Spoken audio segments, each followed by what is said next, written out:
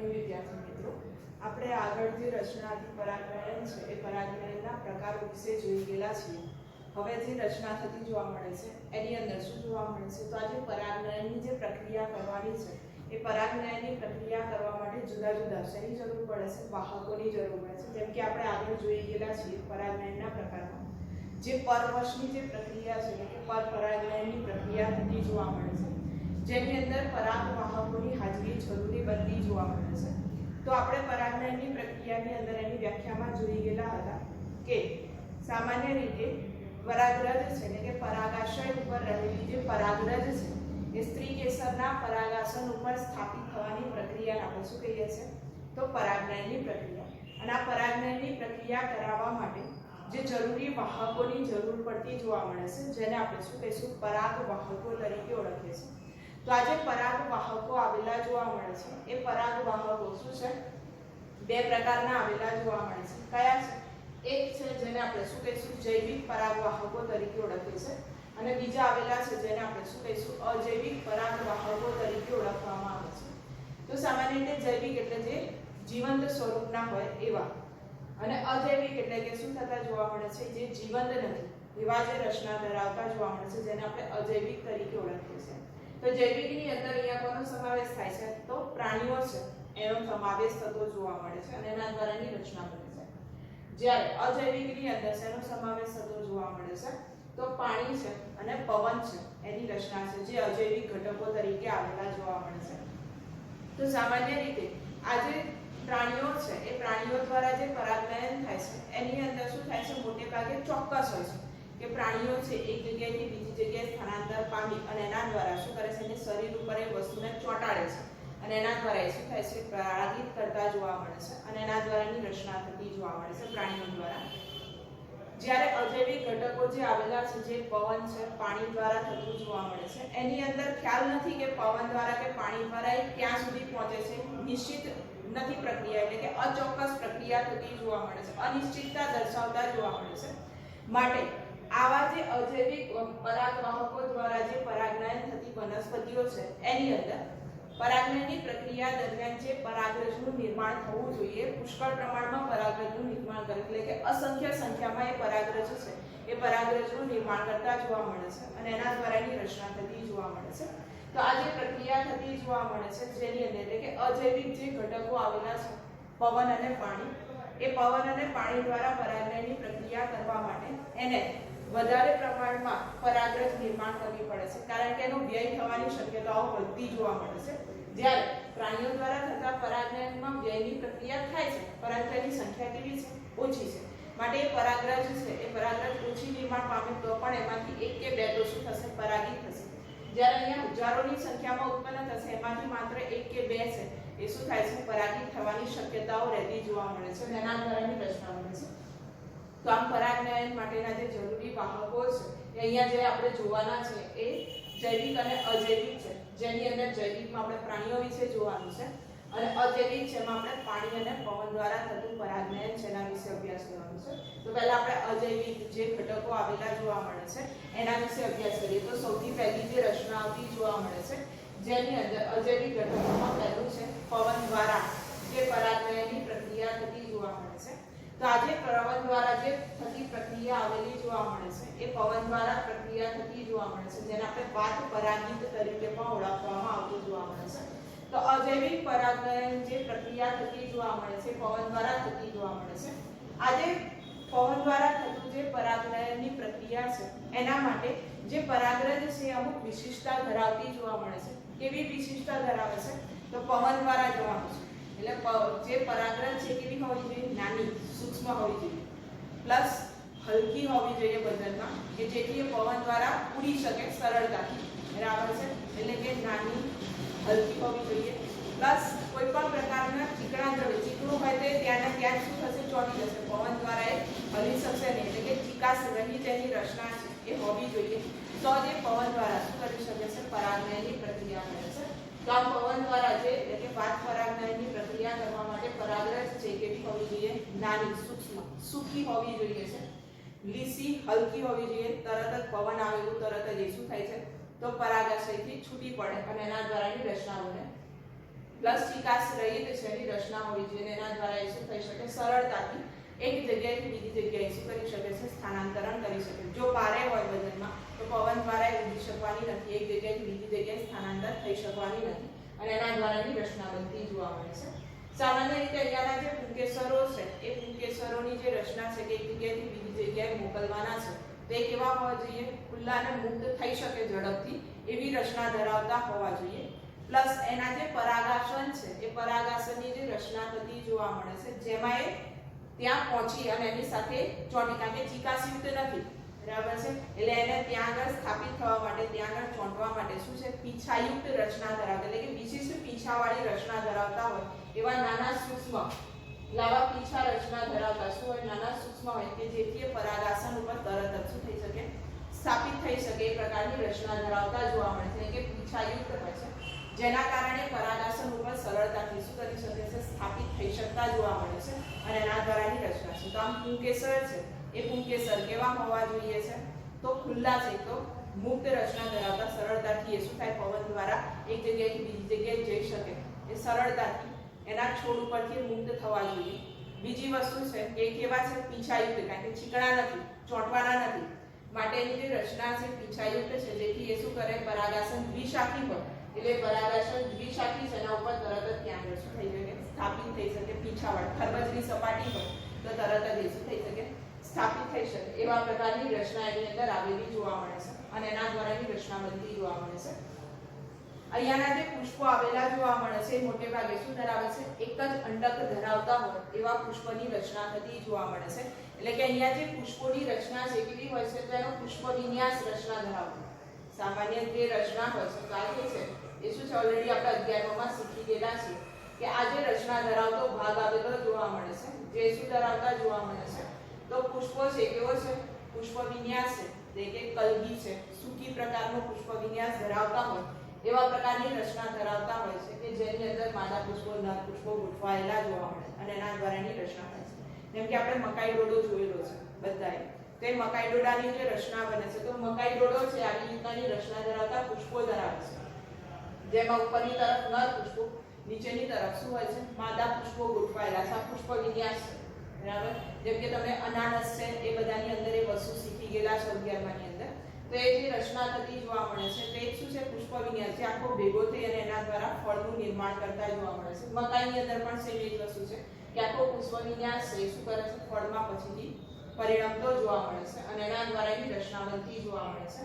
તો આ પ્રકારની જે રચના છે જે મકાઈ ડોડાની અંદર જે એક જ પ્રકારના શું ધરાવે છે, અંડકો ધરાવતા હોય એવા પુષ્પોમાં આ પ્રકારની રચના ખાસ જોવા મળે છે અને એના દ્વારા એની રચના બનતી જોવા મળે છે. તો આ જે પ્રકારની રચના થતી જોવા મળે છે જેની અંદર થાય છે શું, તો જ્યારે પવન આવે છે ત્યારે શું થાય છે, પરાગાશય છે એ પરાગાશય શું કરે છે, હલશે, કારણ કે એની સાથે તંતુ જોડાયેલું છે એટલે તંતુ છે એના દ્વારા પરાગાશય હલશે. સેમ એ જ વસ્તુ પરાગાસન છે, પરાગાસનમાં શું ગોઠવાયેલું છે, એની નીચેના ભાગે પરાગવાહિની છે, એટલે પરાગવાહિનીના કારણે શું કરે છે, હલનચલન કરે છે. જેવો પવન આવશે એની સાથે લહેરાતા જોવા મળે છે, લહેરાશે એટલે એના એ જ પુષ્પની વનસ્પતિ હોય અથવા તો એના એ જ પુષ્પો છે એના ઉપર જો એ પરાગાસનને સ્થાપિત કરવી હોય તો શું થશે, આવી રીતના પવન આવશે એટલે શું થાય છે, એ જ વનસ્પતિના બીજા પુષ્પો અથવા તો એ પુષ્પો ઉપર એ શું કરી શકે છે, સ્થાપિત થઈ શકતા જોવા મળે છે અને એના દ્વારા એની રચના થતી જોવા મળે છે. તો આ પ્રકારની જે રચના આવતી જોવા મળે છે જેને આપણે શું કહીશું, પવન દ્વારા થતા પરાગનયન તરીકે ઓળખવામાં આવતું જોવા મળે છે અને એના દ્વારા એની રચના બને છે. બીજું આવતું જોવા મળે છે જેને આપણે શું કહીએ છીએ, પાણી દ્વારા થતું પરાગનયન તરીકે ઓળખવામાં આવે છે, જેને આપણે હાઇડ્રોફિલી તરીકે પણ ઓળખવામાં આવતું જોવા મળે છે અને એના દ્વારા એની રચના બને છે. તો આ જે હાઇડ્રોફિલી છે જેને આપણે પરાગનયન એટલે કે હાઇડ્રોફિલી, હાઇડ્રો એટલે પાણી અને એના દ્વારા એની રચના બને છે. તો હાઇડ્રોફિલી તરીકે પૂછાય તો પણ એ જ વસ્તુ આવશે કે હાઇડ્રોફિલીની રચના વર્ણવો અથવા તો પાણી દ્વારા થતું પરાગનયન જેની રચના વર્ણવવાની છે. તો સામાન્ય રીતે આજે પાણી દ્વારા થતું પરાગનયનની પ્રક્રિયા છે બહુ જ ઓછી વનસ્પતિઓમાં આવી રીતનાનું પરાગનયનની પ્રક્રિયા થતી જોવા મળે છે અને એના દ્વારા એની રચના થાય છે.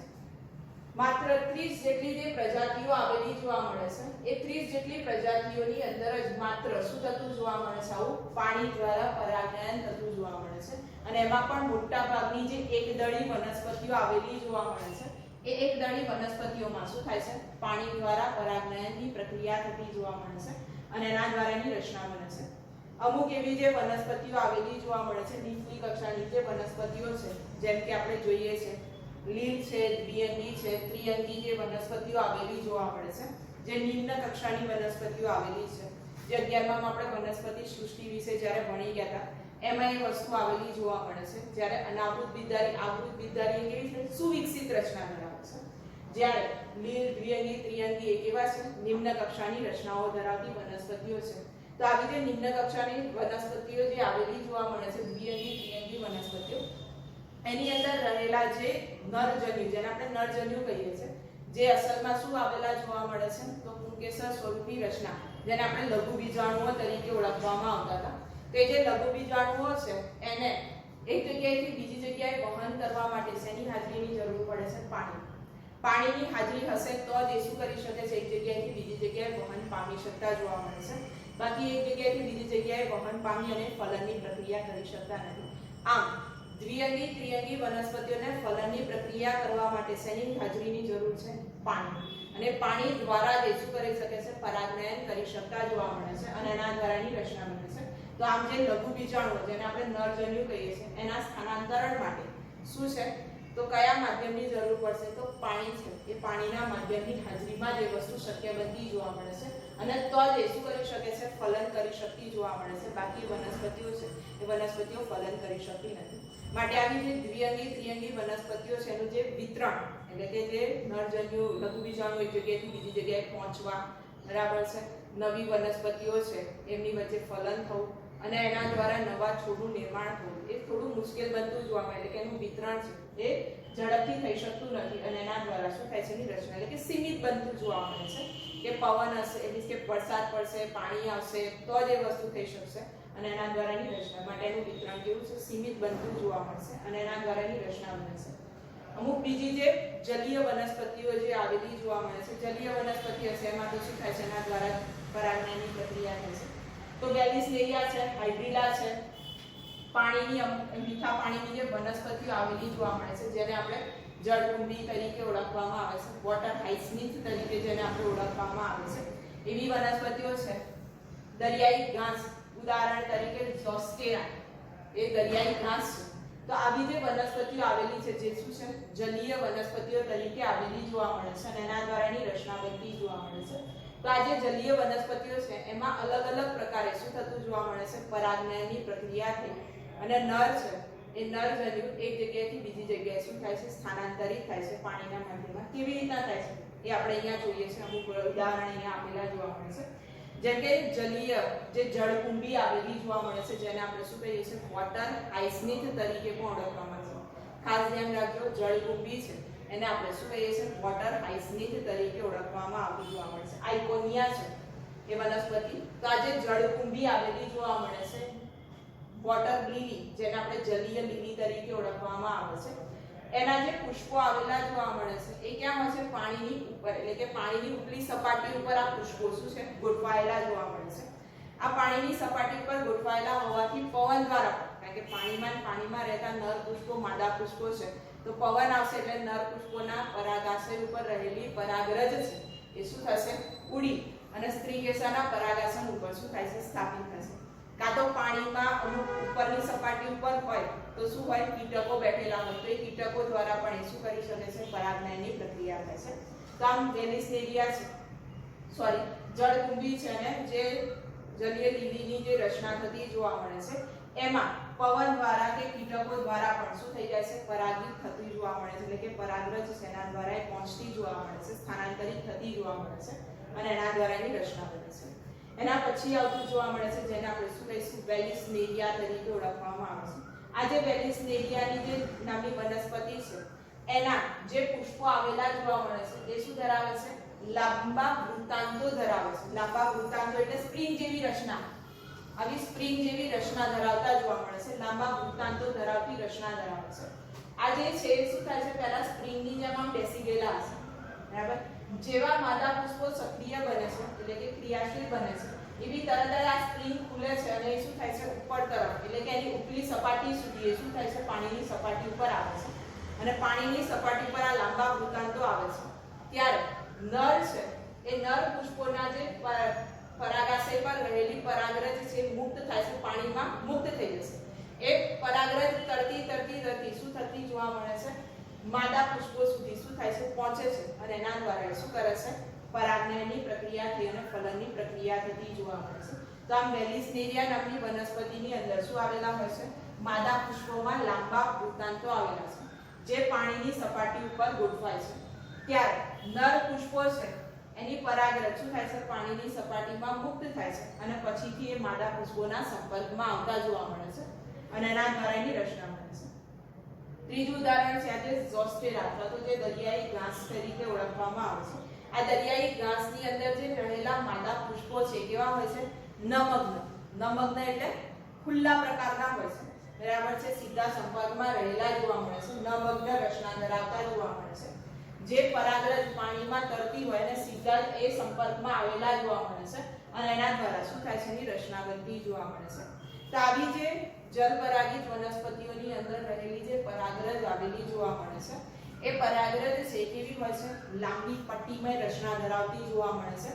પ્લસ એની જે પરાગરજ આવેલી જોવા મળે છે એ સતત પાણીમાં રહેશે, માટે પાણીના ભેજથી રક્ષણ મેળવવા માટે એની પૂરી સપાટી પર શું હોય છે, શ્લેષ્મથી આવૃત રચના ધરાવતા જોવા મળે છે, અને એના દ્વારા શું થાય છે, પ્રક્રિયા કરતા જોવા મળે છે. એટલે કે સતત ભેજથી રક્ષણ મેળવવા એની સપાટી પર શું હોય છે, શ્લેષ્મીય આવરણ આવેલું જોવા મળે છે, કે જેના કારણે શું થાય છે, એની રચના બનતી જોવા મળે છે.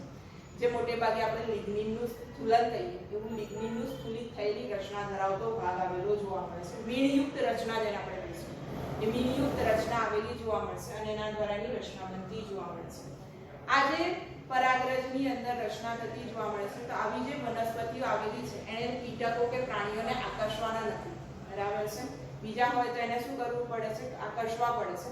અહીંયા એવી કોઈ રચના જોવા મળતી નથી કે કીટકો કે પ્રાણીઓને આકર્ષવાના નથી, માટે અહીંયા જે જલપરાગિત જે વનસ્પતિઓ આવેલી જોવા મળે છે એ જલપરાગિત વનસ્પતિઓ રંગબેરંગી જોવા મળતી નથી, આપણને સામાન્ય રચના ધરાવે છે. જેમ કે ઘાસ છે એ આપણને આકર્ષે છે ના, તો અમુક આવી જે વનસ્પતિઓ છે કે જે આપણને આકર્ષતી નથી, બરાબર છે, એવી રચના ધરાવે છે, કારણ કે એને આકર્ષવાની જરૂર નથી. એ પવન દ્વારા અથવા તો આવું જલપરાગિત એટલે કે પાણી દ્વારા શું કરે છે, પરાગનયન કરતા હોવાથી એને આકર્ષવાની જરૂર પડતી નથી. એટલે કે એના જે પુષ્પો છે રંગબેરંગી જોવા મળતા નથી, આકર્ષિત નથી, અને એના દ્વારાની રચના બને છે. તો આમ પવન દ્વારા અને પાણી દ્વારા શું થાય છે, પરાગનયનની પ્રક્રિયા થતી જોવા મળે છે, જે કેવા છે, અજૈવિક ઘટકો સ્વરૂપે આવેલા જોવા મળે છે, અને એના દ્વારા શું થાય છે, પરાગનયનની પ્રક્રિયા થાય છે, અને નર પુષ્પના પરાગાશય ઉપર રહેલી પરાગરજ એ સ્ત્રી કેસરના પરાગાસન સુધી શું થાય છે, પહોંચે છે, જે પવન દ્વારા અથવા તો પાણી દ્વારા પહોંચે છે, અને એના દ્વારા શું થાય છે, એની રચના બને છે. તો આ પ્રકારની જે રચના છે જેને આપણે શું કહીશું, અજૈવિક ઘટકો તરીકે ઓળખવામાં આવે છે, અને એના દ્વારા એની રચના બનતી જોવા મળશે. એના પછીની જે રચનાઓથી જોવા મળે છે જેને આપણે જૈવિક ઘટકો તરીકે ઓળખીએ છીએ. તો આ જે જૈવિક ઘટકો તરીકે હમણાં કીધું એ પ્રમાણે કે જે રચના છે પ્રાણીઓ દ્વારા જે પ્રક્રિયા થતી જોવા મળે છે, એ પ્રાણીઓ દ્વારા જે પરાગનયનની પ્રક્રિયા થાય છે, જે જેને આપણે શું કહીશું, જૈવિક પ્રકારે થતું પરાગનયનની પ્રક્રિયા તરીકે ઓળખવામાં આવે છે. તો પ્રાણી દ્વારા થતું જે પરાગનયનની પ્રક્રિયા થતી જોવા મળે છે, તો પ્રાણીઓને આપણે શું કહીએ છીએ, ઝૂ તરીકે ઓળખીએ છીએ. તો આ જે રચના છે જેને આપણે શું કહીશું, ઝૂફિલી તરીકે ઓળખવામાં આવતું જોવા મળે છે, અને એના દ્વારાની રચના બનતી જોવા મળે છે. તો સામાન્ય રીતે આ જે પ્રાણીઓ દ્વારા થતી જે પરાગનયનની પ્રક્રિયા થતી જોવા મળે છે એમાં કોનો સમાવેશ થાય છે, તો મુખ્યતઃ કીટકો દ્વારા થતી રચના છે, એના દ્વારા એ પરાગનયનની પ્રક્રિયા થાય છે. એટલે કે મધમાખી છે, પતંગિયા છે, ભ્રૂણ કીટકો છે, ભમરીઓ આવેલી જોવા મળે છે, ફૂદાઓ છે, પક્ષીઓ છે જેને આપણે સનબર્ડ એટલે કે જે આપણે કાળા રંગની જે દેવ ચકલી આવે છે એ છે, હમિંગબર્ડ છે જે ગુંજન પક્ષીઓ આવેલા જોવા મળે છે, ચામાચીડિયા છે, એના દ્વારા શું થતું જોવા મળે છે કે પ્રાણીઓ દ્વારા જે પરાગનયનની પ્રક્રિયા થતી જોવા મળે છે, અને એના દ્વારાની રચના બને છે.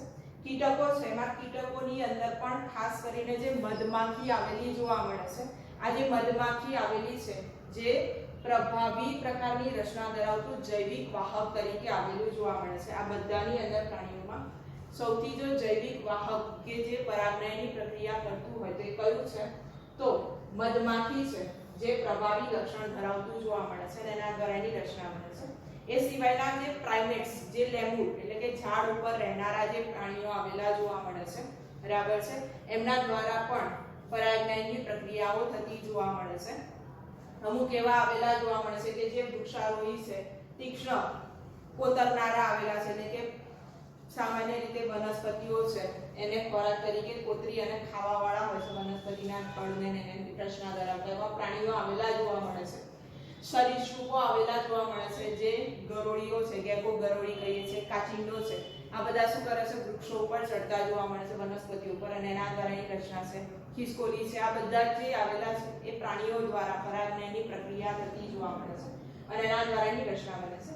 તો હવે આ જે પ્રાણીઓ દ્વારા થતું જે પરાગનયનની પ્રક્રિયા છે એની અંદર શું થતું જોવા મળે છે, તો આના જે પુષ્પો આવેલા જોવા મળે છે આ વનસ્પતિના, એ કેવા હોવા જોઈએ, આકર્ષક હોવા જોઈએ, કારણ કે બીજા સજીવોને શું કરવાનો છે, જીવંત સજીવોને આકર્ષવાનું છે, એના ઉપર એ બેસે માટે એ કેવા હોય છે, તો અલગ અલગ રંગ આકારની રચના ધરાવે છે. આપણે પણ એક વખત શું કરીએ છીએ, જેમ કે ગુલાબ આપણી આજુબાજુ હોય અથવા તો કોઈ એવું સરસ આકર્ષિત રંગનું પુષ્પ હોય તો તરત જ આપણે એના તરફ શું થાય છે, આકર્ષિત થાય છે કે કેવું સરસ પુષ્પ છે, કેવું મસ્ત ફૂલ છે, કેવી રચના ધરાવે છે, કેવો સરસ આકાર છે, તો આપણે ખુદ પણ એના દ્વારા શું થઈએ છીએ, આકર્ષિત થઈએ.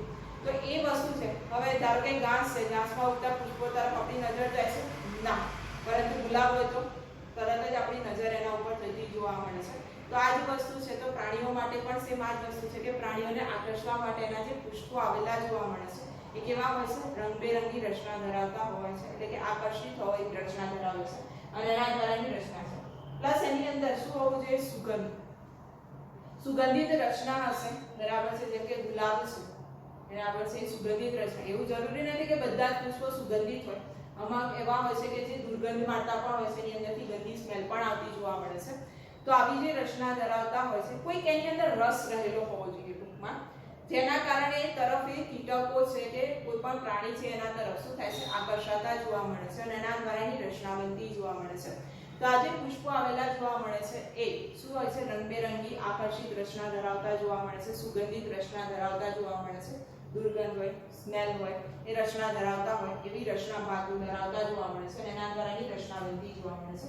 સામાન્ય રીતે જે માખીઓ આવેલી જોવા મળે છે, ભૃંગ કીટકો આવેલા જોવા મળે છે, એ શું કરતા જોવા મળે છે, આવા આકર્ષિત જે દુર્ગંધ મારતા હોય અથવા તો અલગ અલગ રંગની રચના ધરાવતા હોય એવા વસ્તુઓને શું કરે છે, તરફ આકર્ષિત થાય છે અને એના દ્વારા શું થાય છે, એની રચના બનતી જોવા મળશે.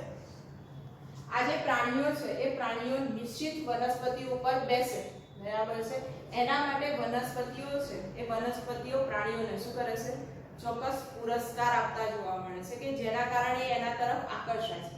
કોઈ પણ વસ્તુ અત્યારે આપણે જોઈએ છીએ તો શું થાય છે, મને શું ફાયદો મળે છે એના વિશે વિચારતા હોય છે, પ્રાણીઓ પણ એ વસ્તુ વિચારે છે કે હું આજે પુષ્પ ઉપર જઉં છું તો મને સામે શું મળે છે, બરાબર છે. તો વનસ્પતિ એના સામે શું કરે છે, એને પુરસ્કાર આપતી જોવા મળે છે. પુરસ્કાર સ્વરૂપે મોટે ભાગે શું હોય છે, એની અંદર મધુદ્રવ્ય, જે રસ છે, બરાબર છે, એ કીટકોને શું કરે છે, આપતી જોવા મળે છે અને એના દ્વારા એની રચના બનતી જોવા મળે છે. તો આ જે પ્રક્રિયા થતી જોવા મળે છે, જે એની સામે એને પુરસ્કાર આપવાની પ્રક્રિયા કરે છે. એવું જરૂરી નથી કે ફક્ત પુષ્પો જ એને પુરસ્કાર આપતા જોવા મળે છે, ઘણીવાર પ્રાણીઓ પણ સામે એને શું કરે છે, પુરસ્કાર આપવાની પ્રક્રિયા કરતા જોવા મળે છે અને એના દ્વારા એની રચના. શું પુરસ્કાર આપે છે પ્રાણીઓ એને, તેની જે પરાગરજ છે એને શું કરે છે, એક જગ્યાએથી બીજી જગ્યાએ લઈ જવાનું કામ કરતી જોવા મળે છે. તો આમ આપણે જોઈએ છે કે અમુક વનસ્પતિઓ પર અમુક ચોક્કસ પ્રકારના જ પ્રાણીઓ છે એ આવતા જોવા મળશે, કીટકો બેસતા જોવા મળે છે અને એના દ્વારા એની રચના બને છે. જેમ કે મધમાખીઓ છે કે બધું જે આવેલું જોવા મળે છે એ ચોક્કસ પ્રકારના જે સુગંધિત દ્રવ્યો ધરાવતો ભાગ હશે એને એવા જ પુષ્પો ઉપર જાય છે અને એના દ્વારા શું થાય છે, એની રચના બને છે. તો આમ પુષ્પો છે એ શું કરે છે, એને પુરસ્કાર સ્વરૂપે મધુર દ્રવ્ય, મધુર રસ આપતું જોવા મળે છે, જેના કારણે કીટકો છે કે પ્રાણીઓ એના સુધી પહોંચે છે અને એના દ્વારા શું થાય છે, એની પ્રક્રિયા કરે છે. સામે એ પ્રાણીઓ કે કીટકો એના ઉપર બેસે છે એટલે એની જે પરાગરજ છે, તો આ જે પરાગરજ આવેલી જોવા મળે છે, જો સૂકી કે નાની કે લીસી હશે તો એના ઉપર ચડશે નહીં ચડે. તો અહીંયા હવે જે પરાગરજ આવેલી છે, પવન દ્વારા થતા પરાગનયન ધરાવતી જે પરાગરજ છે એના કરતા કેવી હશે, અલગ, થોડી કદમાં મોટી હશે.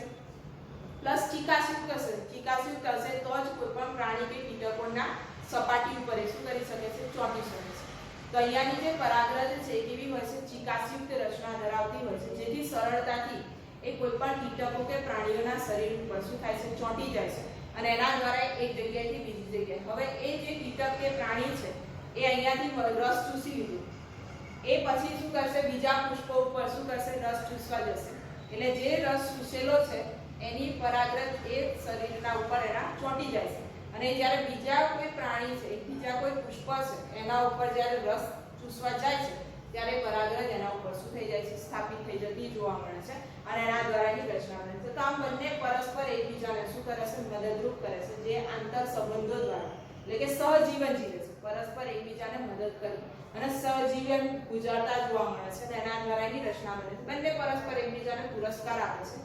એના બીજા જો ઉદાહરણ જોઈએ પુરસ્કારના તો કયા છે, તો સામાન્ય રીતે જે સુરણ છે એ સુરણ વનસ્પતિ જે આવેલી જોવા મળે, જે વજ્રકાંડ જેને આપણે કહીએ છીએ, એ સુરણ વનસ્પતિ છે. એ વનસ્પતિની અંદર શું આવેલા હોય છે, એના જે પુષ્પો છે એ 6 ફૂટ જેટલી ઊંચાઈ ધરાવતા મોટા ઊંચું પુષ્પ ધરાવતું હોય છે. આ ઊંચા પુષ્પો, મોટું પુષ્પ છે એટલે શું હોય, અંદરની સુધી ઊંડાણ સુધી હોય છે. તો એ દરમિયાન શું થતા જોવા મળે છે, તો જ્યારે માખી એના ઉપર બેસતી જોવા મળે છે, એટલે માખી છે એ માખી દ્વારા ખાસ પ્રકારે આ સુરણમાં પરાગનયનની પ્રક્રિયા થાય છે. તો માખી છે એના ઉપર બેસશે એટલે એના પુષ્પો જે મોટા છે એના અંદર સુધી જશે અને એના જે માખીઓ છે એના ઈંડાને શું કરે છે, પુષ્પોમાં મૂકે છે, કારણ કે ત્યાં શું થઈ જશે, સુરક્ષિત બની જશે, એને રક્ષણ મળશે. એટલે કે રક્ષણ મેળવવા માટે શું કરે છે, એને ઈંડા મૂકવા દે છે અને એના દ્વારા એની રચના બને છે. તો આમ સુરણ છે પરાગનયનની પ્રક્રિયા કરવા માટે જે માખીઓ છે એને સામે પુરસ્કાર રૂપે શું આપે છે, ઈંડા મૂકવા દે છે અને એના દ્વારા એની રચના થાય છે. સામે માખી છે એ માખી શું કરે છે, તે સુરણની જે પરાગરજ છે એને શું કરે છે, એક જગ્યાએથી બીજી જગ્યાએ લઈ જાય છે અને એના દ્વારા પરાગનયનની પ્રક્રિયાને પૂર્ણ કરાવે છે. આમ પરસ્પર બંને એકબીજાને શું કરે છે, મદદરૂપ કરે છે. એવા જ આંતર સંબંધોમાં બીજું ઉદાહરણ તરીકે આપણે લઈએ છીએ તો ફૂદા અને યુકા છે. યુકા નામની વનસ્પતિ આવેલી જોવા મળે છે. બંને એકબીજાને શું કરે છે, મદદરૂપ કરે છે. આ યુકા નામની વનસ્પતિ અને ફૂદા છે એ બંને છે, એ બંનેનું જીવન ચક્ર છે, એ બંનેનું જીવન ચક્ર એકબીજા વગર શક્ય જ નથી, બરાબર છે. બંનેના જીવન ચક્રમાં બંને ક્યાંક એકબીજા સાથે સંબંધિત થયેલા જોવા મળે છે અને એના દ્વારા એની રચના બને છે. કેવી રીતના છે, તો ફૂદા છે એ પોતાના જે ઈંડા છે એ ક્યાં મૂકે છે, યુકા નામની વનસ્પતિના બીજાશયની પોલાણમાં, એટલે કે જે બીજાશય છે એ બીજાશયના પોલાણમાં શું કરે છે, પોતાના ઈંડા મૂકતા જોવા મળે છે અને એના દ્વારા એની રચના બને છે. સામે આ જે વનસ્પતિ છે, વનસ્પતિ દ્વારા જેની જે પરાગિત રચના ધરાવતો ભાગ છે એ ફૂદા દ્વારા શું કરે છે, બીજાશય દ્વારા બીજાશયના અંદરની સુધી એ શું કરે છે, એની પરાગરજને પહોંચાડશે અને એના દ્વારા શું થાય છે, પરાગિત થઈ શકતા જોવા મળે છે અને એના દ્વારા એની રચના બને છે. પ્લસ જ્યારે આ બીજનો વિકાસ થશે, એટલે કે ફલનની પ્રક્રિયા થઈ અને પછીથી એ બીજનું નિર્માણ થશે ત્યારે જ ફૂદાના જે ઈંડા છે એ ઈંડામાંથી શું થાય છે, ઈયળો કે ડીંબ છે એ ઉત્પન્ન થતા જોવા મળે છે. જ્યાં સુધી અહીંયા બીજનો વિકાસ નહીં થાય ફલન થઈને, બરાબર છે, ત્યાં સુધી એના ઈંડા છે એ ઈંડામાંથી ઈયળો બહાર આવી શકતી નથી. આમ આ જે પ્રક્રિયા છે, પ્રક્રિયા માટે બંનેને પોતાનું જીવન ચક્ર ચલાવવા માટે એકબીજા ઉપર આધાર રાખવો પડતો જોવા મળે છે કે ભાઈ ફૂદું છે એ ફૂદા એને ઈંડા મૂકવા દેશે, બરાબર, બીજાશયના પોલાણની અંદર. એટલે બીજાશયના પોલાણમાં ઈંડા મૂકશે ત્યારે એના શરીર ઉપર ચોટેલી પરાગરજ એના ઉપર આવશે. પરાગરજ એટલે કે નરજન્યુ છે. બીજાશયમાં શું હશે, અંડકોષ. બંને વચ્ચે ફલન થઈ અને શેનું નિર્માણ થશે, બીજનું નિર્માણ. હવે બીજાશયના પોલાણમાં ઓલરેડી શું રહેલું હશે, ફૂદાના ઈંડા રહેલા જોવા મળે છે.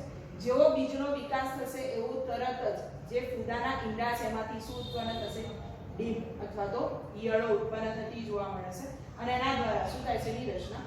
આમ જો ફૂદાને ઈયળો સ્વરૂપે રૂપાંતરિત થવું હોય તો બીજનો વિકાસ થવો જરૂરી છે. બીજનો વિકાસ ક્યારે થશે, જ્યારે એની સામે નરજન્યુ હશે તો જ બીજનો વિકાસ થશે ફલન થઈને, બાકી એ વસ્તુ થવાની નથી અને એની પ્રક્રિયા થશે. તો બંને છે ફૂદા અને યુકા એ બંનેને પોતાનું જો જીવન ચક્ર એટલે કે પોતાનું અસ્તિત્વ ટકાવી રાખવું હોય તો બંને પરસ્પર એકબીજાને મદદરૂપ થવું જરૂરી બનતું જોવા મળે છે અને એના દ્વારા શું થાય છે, એની રચના બનતી જોવા મળે છે. તો આ પ્રકારે શું થતું જોવા મળે છે, તો પરાગનયનની પ્રક્રિયા થાય છે જે જૈવિક વાહકો દ્વારા થતી જોવા મળે છે અને એના દ્વારા એટલે કે પ્રાણીઓ દ્વારા, જેને આપણે ઝૂફિલી તરીકે ઓળખવામાં આવે છે, અને એના દ્વારા એની રચના થાય છે. કીટકો દ્વારા તો એને આપણે એન્ટિમોફિલી તરીકે ઓળખીએ છીએ. પ્રાણીઓ દ્વારા, જેને આપણે શું કહીશું, ઝૂફિલી તરીકે ઓળખવામાં આવે છે અને એના દ્વારા એની રચના બનતી જોવા મળે છે. પરંતુ ઘણી વખત એવું પણ બનતું જોવા મળે છે કે પ્રાણીઓ છે એટલે કે કીટકો છે એ વનસ્પતિમાંથી મધુર રસો ચૂસી લે છે, પરંતુ પરાગરજ છે પરાગરજને એક જગ્યાએથી બીજા જગ્યાએ સ્થાનાંતરિત કરતા નથી. તો આવી જે પ્રક્રિયા થતી જોવા મળે છે કે ફક્ત એ શું કરે છે, પોતાનું લઈ લે છે, એ સામે કશું આપતા નથી. એટલે કે પુરસ્કાર પોતે લઈ લે છે, પરંતુ સામે વનસ્પતિને જે જરૂરી પુરસ્કાર આપવાનો છે કે પરાગરજ ચોંટાડી એક જગ્યાએથી બીજી જગ્યાએ સ્થાનાંતરિત કરવાનું, એ વસ્તુ કરતા નથી. એટલે કે એ વનસ્પતિને શું કરે છે, એક પ્રકારે છેતરે છે, બરાબર છે, કે રસ લઈ લે છે, સામે પરાગનયનની પ્રક્રિયામાં મદદરૂપ થઈ શકતા નથી. તો આવા જે માખીઓ છે, પ્રાણીઓ છે, એને આપણે શું કહીશું, લૂંટારાઓ તરીકે ઓળખીએ છીએ, કે રસ લઈ લેતા જોવા મળે છે, બરાબર છે, પરંતુ સામે એ પરાગરજ છે પરાગરજને સ્થાપિત કરવામાં મદદરૂપ કરતા નથી પરાગનયન પ્રક્રિયા માટે. તો આવાઓને આપણે શું કહીએ છીએ, લૂંટારાઓ તરીકે ઓળખવામાં આવે છે. તો આ પ્રકારની જે પ્રક્રિયા છે જેને આપણે શું કહીશું, પરાગનયન માટેના વાહકો તરીકે ઓળખવામાં આવે છે. જેમાં અહીંયા આપણે ત્રણ જોવાના છે. પ્રાણી દ્વારા, જેને આપણે ઝૂફિલી કહીએ છીએ, પાણી દ્વારા છે, જેને આપણે શું કહેવામાં આવે છે, હાઇડ્રોફિલી, પવન દ્વારા છે, જેને આપણે એનિમોફિલી તરીકે પણ ઓળખીએ છીએ. ઘણીવાર પૂછાતું જોવા મળે કે એનિમોફિલી છે. કીટકો દ્વારા હોય તો એન્ટિમોફિલી તરીકે, પ્રાણીઓ છે તો ઝૂફિલી તરીકે ઓળખવામાં આવે છે. તો આમ વનસ્પતિ છે એ વનસ્પતિને પોતાનું જીવનચક્ર કરવા માટે, જીવનચક્ર ચલાવવા માટે શું જરૂરી છે, પરાગનયનની પ્રક્રિયા જરૂરી છે. તો જ આગળની પ્રક્રિયા, ફલનની પ્રક્રિયા થશે અને એના દ્વારા એની રચના બનતી જોવા મળશે. તો આમ પરાગનયન માટે શેની જરૂર પડે છે, વાહકોની જરૂર પડતી જોવા મળે છે અને એના દ્વારા એની રચના બને છે. તો આ જે પ્રક્રિયા છે જેને આપણે શું કહીશું, પરાગ વાહકો તરીકે ઓળખવામાં આવતા જોવા મળે છે અને એના દ્વારા એની રચના બનતી જોવા મળશે.